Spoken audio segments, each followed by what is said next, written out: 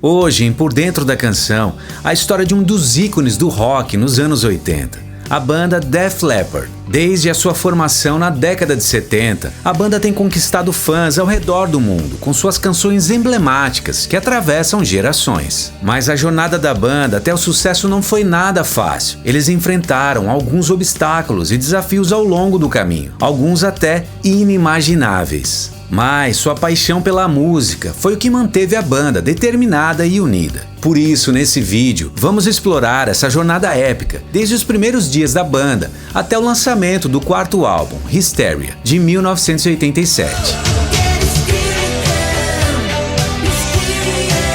A história do Def Leppard começa na cidade de Sheffield, na Inglaterra, em meados dos anos 1970. Na época, o baixista Rick Savage, o baterista Tony Canning e o guitarrista Pete Willis frequentavam a mesma escola, a Tapton School, e se conheceram através do seu amor mútuo pelo rock e bandas como Queen, Deep Purple e Thin Lizzy, formando a banda Atomic Mass, que mais tarde se tornaria Def Leppard. E algo interessante, certo dia, em novembro de 1977, o guitarrista Pete, no caminho de volta do ensaio com Atomic Mass, conheceu o vocalista Joe Elliott, que tinha perdido o ônibus e decidiu voltar a pé para casa. E nessa conversa, Pete falou de sua banda para Joe, sem saber se Joe realmente cantava. Pete o convidou para um ensaio com a banda. Daí, vocês já podem imaginar o resultado disso. Ali começava a história do Def Leppard. Foi Joe que deu a ideia do novo nome da banda, Def Leppard, que traduzido seria Leopardo Surdo. Todos adoraram o nome, mas o baterista Tony, que era desenhista, sugeriu mudar a grafia do nome para Def Leppard. No entanto, logo perceberam que precisavam de um outro guitarrista na banda. Foi quando conheceram Steve Clark, que fez um teste no ensaio, e todos ficaram impressionados com seu talento e sensibilidade na guitarra. Com a banda formada, eles se preparavam para gravar algumas canções para o EP The Def Leppard. Porém, pouco antes de entrarem no estúdio para gravar, o baterista Tony resolveu deixar a banda e foi substituído provisoriamente pelo baterista Frank Noon, que gravou as baterias nesse EP. Poucos meses depois, o então adolescente Rick Allen, que tinha apenas 15 anos de idade na época, fez o teste para ser o novo baterista da banda. E foi graças à sua mãe, porque quando o Rick tinha 14 anos, ela respondeu um anúncio do Def Leppard à procura de um novo baterista. Ele então fez o teste e entrou para a banda no dia 1º de novembro de 78, justamente quando ele completava 15 anos de idade. Embora tenha sido bem desafiador para o Rick se ajustar à dinâmica da banda no início, já que ele era o mais jovem e inexperiente, mas logo se tornou uma peça fundamental na sonoridade do Def Leppard. Sua técnica única e sua habilidade de criar padrões complexos de percussão ajudaram a moldar o som único da banda, que mistura elementos do hard rock e do heavy metal. As vendas do EP subiram depois que uma das canções, Get Your Rocks Off,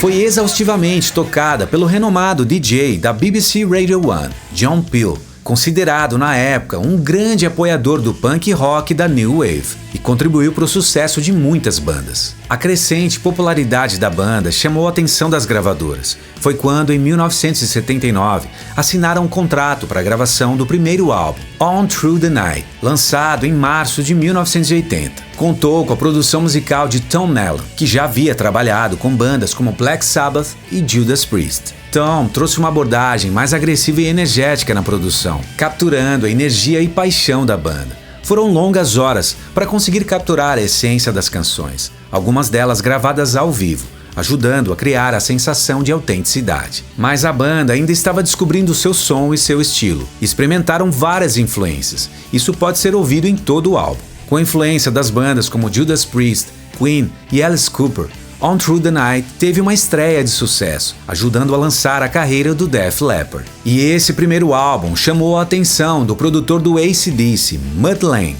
que resolveu produzir o segundo álbum, High and Dry, lançado em 6 de julho de 1981. A abordagem meticulosa de Lange ajudou a banda a começar a definir seu som, mais polido e profissional, enfatizando as melodias e harmonias vocais. Muitas das letras foram inspiradas em experiências pessoais dos membros da banda. Por exemplo, a faixa título High and Dry Saturday Night e o single Bringing on the Heartbreak, sobre relacionamentos fracassados.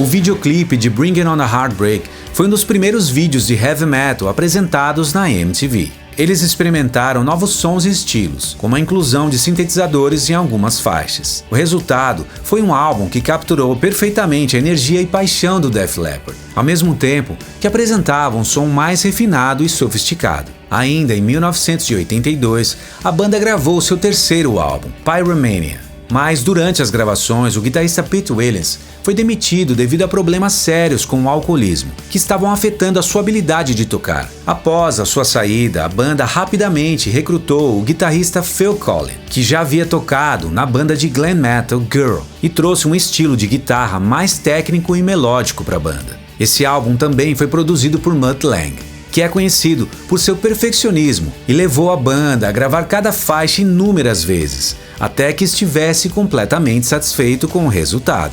A canção Photograph, o primeiro single e um dos grandes sucessos do álbum. A letra retrata a ideia de uma pessoa que se apaixonou pela foto de alguém.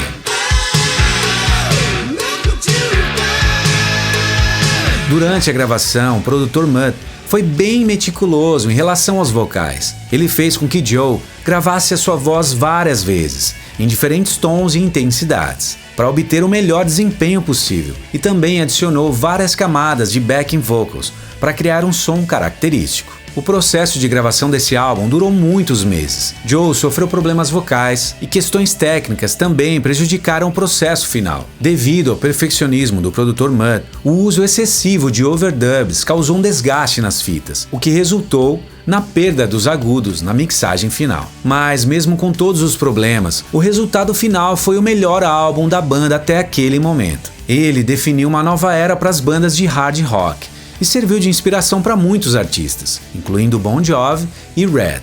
Apesar do longo processo de gravação e produção, o álbum Pyromania foi um enorme sucesso comercial, chegando em segundo lugar na Billboard 200 e vendendo mais de 10 milhões de cópias nos Estados Unidos, sendo aclamado pela crítica como um dos melhores álbuns de rock de todos os tempos. Eis que em agosto de 1984, o Def Leppard começa a produção de um de seus álbuns mais icônicos, Hysteria. Porém, ao mesmo tempo, um dos mais difíceis na história da banda.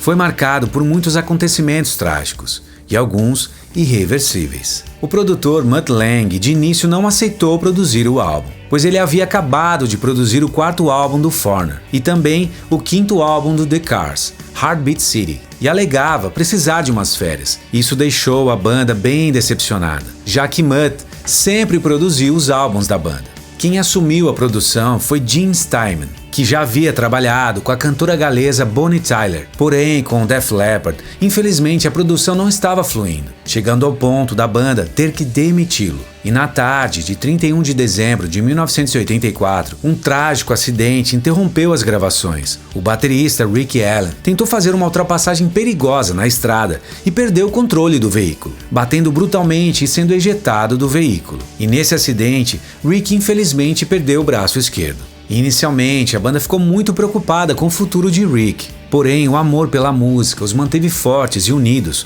para superarem as dificuldades. E Rick estava determinado em continuar tocando bateria. Depois de um tempo de recuperação, ele começou a trabalhar com alguns engenheiros para criar um kit personalizado de bateria, onde ele pudesse tocar apenas com um braço. O kit consistia em bateria eletrônica e acústica, além de vários pedais que permitiam que Rick tocasse alguns pratos e tambores com os pés.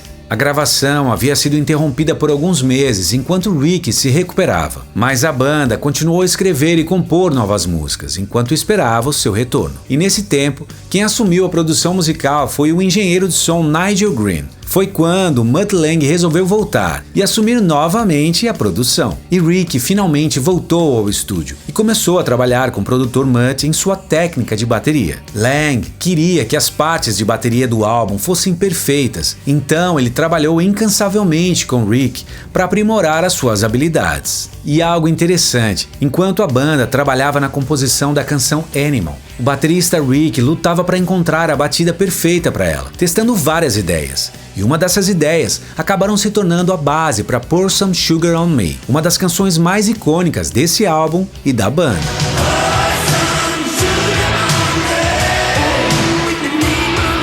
E outra canção icônica desse álbum é a faixa título, Hysteria.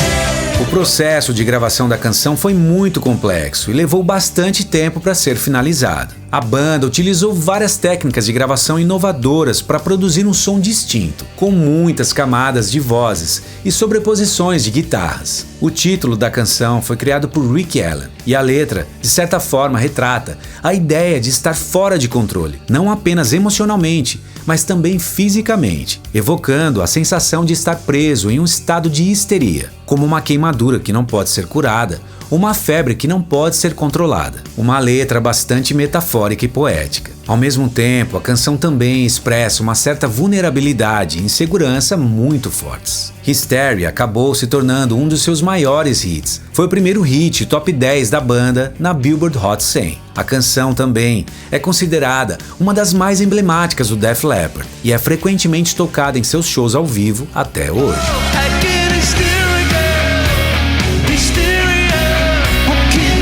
Outras canções icônicas desse álbum são Woman,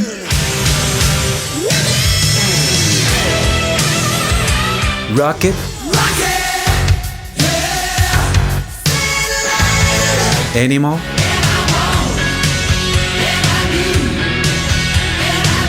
e Love Bites. Que aqui no Brasil ganhou uma versão em português sob o nome de Mordida de Amor, gravada pela banda de rock Yahoo.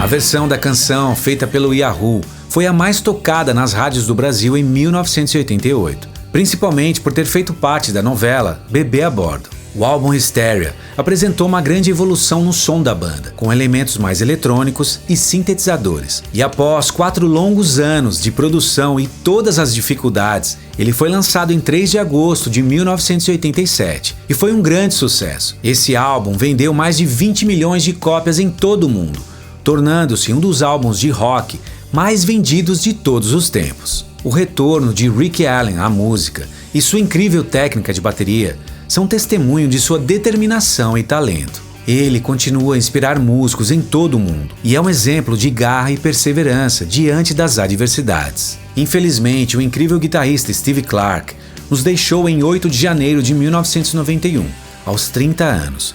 Ele vinha lutando contra o alcoolismo há anos. Inclusive, tem um filme biográfico de 2001 que se chama Hysteria, The Def Leppard Story, que retrata o começo da banda em Sheffield, sua ascensão ao estrelato e o acidente de Rick Allen, a batalha de Steve Clark contra o alcoolismo e a produção do álbum mais bem-sucedido da banda até hoje, Hysteria. Com uma trajetória de 12 álbuns de estúdio, 4 álbuns ao vivo e 4 álbuns de compilação até o momento, é impossível falar do legado deixado por esses ícones do rock sem nos inspirarmos. Ao longo de mais de 40 anos, eles nos brindam com suas músicas inesquecíveis, performances épicas e um talento inigualável. O Def Leppard nos mostrou que a música é uma forma de arte capaz de unir as pessoas e transformar vidas, e é por isso que a sua arte perdura até hoje.